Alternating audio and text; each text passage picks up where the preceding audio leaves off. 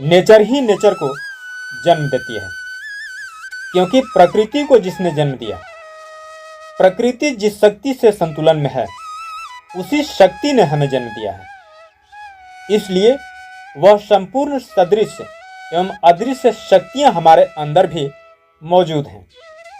उस अदृश्य शक्ति को हम कितना देख पाते हैं, कितना महसूस कर पाते हैं, हम कितना समझ पाते हैं, ये अगर सीखना है तो सीखिए उन बड़े बड़े ऋषियों से जो साधनात्मक क्रियाओं द्वारा अक्षर मंडल की संपूर्ण शक्ति को समझता हो।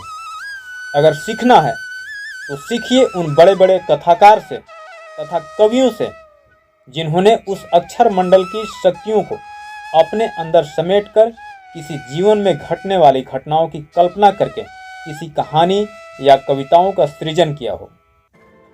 लोग कहते हैं कि कलम में बहुत ताकत होता है, परंतु यह भी सत्य है कि कलम भी देखती है कि मैं किसके हाथ में हूँ। ऐसे ही एक कथाकार लेखक की जीवनी बताने जा रहा हूँ, जिन्होंने न जाने कितने कहानी और उपन्यास लिख डाली हो, जिनका नाम है मुंशी प्रेमचंद। मैं हूं Ashok Mangalam, motivational speaker and business coach. Video बहुत ही इंटरेस्टिंग होने वाला है। वीडियो को स्किप मत कीजिए, पूरा वीडियो देखिए। वीडियो अच्छा लगे तो लाइक एंड अपने दोस्तों के साथ जरूर शेयर कीजिए एंड चैनल पर नए हैं तो चैनल को सब्सक्राइब भी जरूर कर लीजिए।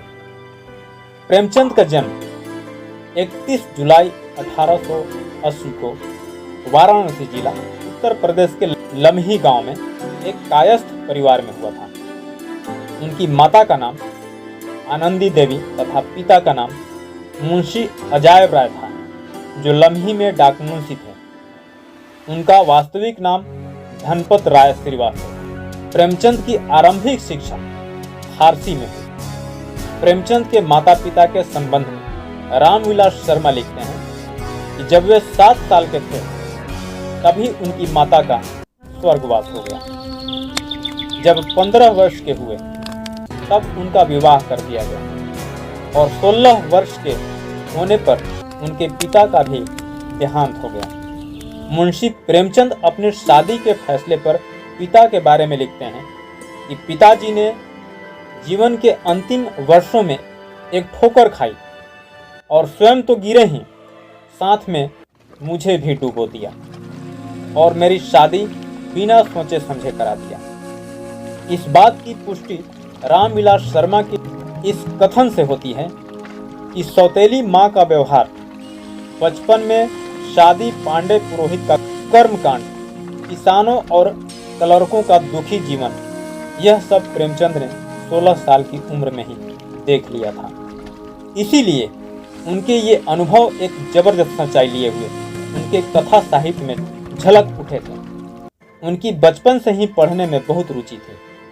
13 वर्ष की उम्र में ही उन्होंने तिलिस्म ए होशरूबा पढ़ लिया था और उन्होंने उर्दू के मशहूर रचनाकार रतननाथ सरसार, मिर्जा हादी रुसवा और मौलाना शहर के उपन्यासों से परिचय प्राप्त कर लिया।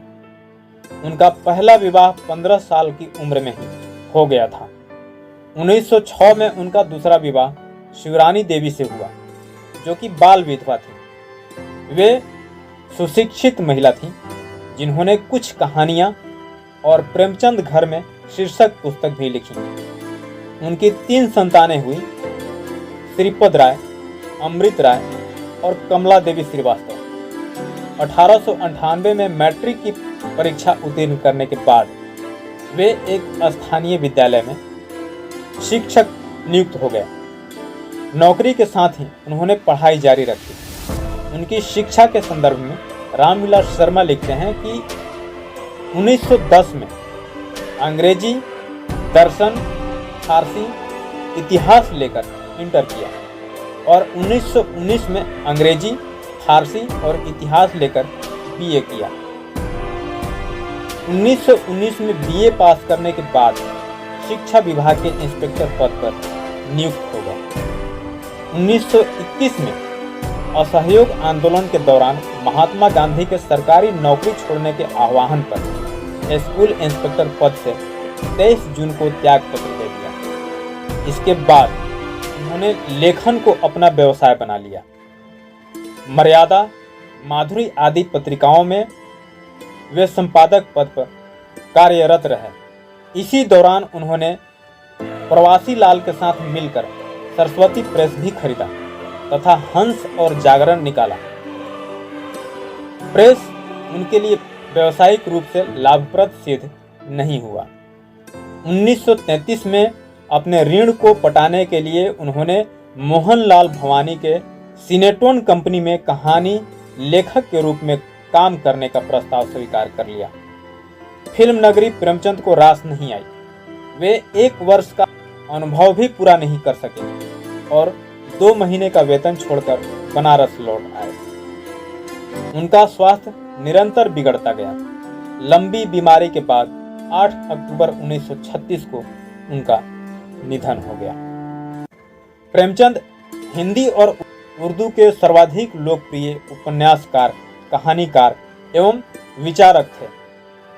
उन्होंने सेवा सदन, प्रेमाश्रम, रंगभूमि, निर्मला, गबन, कर्मभूमि, गोदान आदि लगभग 1.5 दर्जन उपन्यास तथा कफन, पूस की रात, पंच परमेश्वर, बड़े घर की बेटी, बूढ़ी काकी, 2 बैलों की कथा, ऐसे तकरीबन 300 से अधिक कहानियां तथा अपने साहित्य जीवन में लगभग 1.5 दर्जन उपन्यास लिख डाली थी। उनमें से अधिकांश हिंदी तथा उर्दू दोनों भाषाओं में प्रकाशित हुई। उन्होंने अपने दौर की सभी प्रमुख उर्दू और हिंदी पत्रिकाओं जमाना, सरस्वती, माधुरी, मर्यादा, चांद, सुधा आदि में लिखा। उन्होंने हिंदी समाचार पत्र जागरण तथा साहित्य पत्रिका हंस का संपादन और प्रकाशन भी किया। इसके लिए उन्होंने सरस्वती प्रेस खरीदा, जो बाद में घाटे में रहा और बंद करना पड़ा। प्रेमचंद फिल्मों की पटकथा लिखने मुंबई आए और लगभग 3 वर्ष रहे। जीवन के अंतिम दिनों तक वे साहित्य सृजन में लगे रहे। महाजनी सभ्यता उनका अंतिम निबंध, साहित्य का उद्देश्य, अंतिम व्याख्यान, कफन, अंतिम कहानी, गोदान, अंतिम पूर्ण उपन्यास तथा मंगलसूत्र अंतिम अपूर्ण उपन्यास माना जाता है।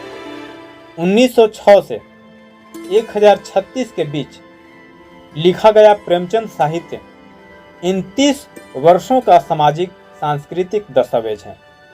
इसमें उस दौर के समाज सुधार आंदोलन, स्वाधीनता संग्राम तथा प्रगतिवादी आंदोलन के सामाजिक प्रभावों का स्पष्ट चित्रण है। उनमें दहेज, अनमोल विवाह, पराधीनता, लगान, छुआछूत, जाति भेद, विधवा विवाह, आधुनिकता, स्त्री पुरुष समानता आदि उस दौर की सभी प्रमुख समस्याओं का चित्रण मिलता है। आदर्शोन्मुख यथार्थवाद उनके साहित्य की मुख्य विशेषता है। हिंदी कहानी तथा उपन्यास के क्षेत्र में 1918 से 1936 तक के कालखंड को प्रेमचंद युग कहा जाता है। अगर आप मेरा पसंद जानना चाहेंगे तो प्रेमचंद की एक कहानी है पूस की रात, जो मुझे बहुत ज़्यादा इंस्पायर करता है, जो किसान के जीवन से संबंधित है।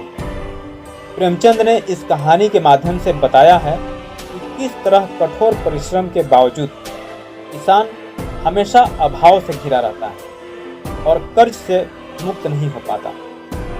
लगातार शोषण से उत्पीड़ित किसान की आस्था किसानी से डगमगा जाती है। दोस्तों, ऐसे महान आत्माओं से बहुत कुछ सीखा जा सकता है, बस ज़रूरत है उनसे प्रेरणा लेने की। इस चैनल पे ऐसा ही इंटरेस्टिंग वीडियो मैं हमेशा आपके लिए लाता रहता हूँ। अगर आप ये चैनल सब्सक्राइब नहीं किए हैं तो ज़रूर कर लीजिए। वीडियो पसंद आए तो अपने दोस्तों के साथ ज़रूर शेयर कीजिए, लाइक कीजिए। यूट्यूब के अलावे आप मुझे फेसबुक, ट्विटर, इंस्टाग्राम पर भी फॉलो कर सकते हैं। नेक्स्ट वीडियो कैसा चाहिए कमेंट सेक्शन में ज़रूर लिखिए। मिलते हैं नेक्स्ट वीडियो में नए टॉपिक के साथ। तब तक के लिए जय हिंद, वंदे मातरम।